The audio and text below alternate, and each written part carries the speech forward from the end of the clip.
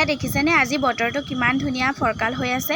বতৰটো ফৰকাল হৈ থাকিলে মনটোও ভালে থাকে নহয় জানো। এয়া আকৌ আমাৰ ঘৰত গৰখীয়া প্ৰসাদ দিবলৈ আয়োজন কৰা হৈছে। মালভোগ কল, আদা, নাৰিকল, বুট, এইফালে আকৌ কেঁচা কঁঠাল খাই মই বৰ ভাল পাওঁ দেই। আপোনালোকে কেনেকুৱা পায় জনাবচোন দেই। এইফালে আকৌ আমাৰ আইতাই ধূপ চাকি জ্বলাবলৈ লৈছে। গৰখীয়া প্ৰসাদ বুলি ক'লে আমাৰ গাঁৱলীয়া সমাজত প্ৰত্যেক ঘৰ মানুহতেই এই গৰখীয়া প্ৰসাদ দিয়া নিয়মটো থাকেই। আমাৰ ঘৰতো আজি এয়া গৰখীয়া প্ৰসাদ দিবলৈ সৰু সৰু ল'ৰা ছোৱালীক মাতি অনা হৈছে। গৰখীয়া প্ৰসাদ গৰু ছাগলীৰ বেমাৰ নহ'বলৈ আগতীয়াকৈ দিয়া হয়। এয়া আমাৰ ঘৰত সকলোখিনি আহি পাইছে। এয়া আইতা আৰু মই সকলোকে বিলাই দিছোঁ।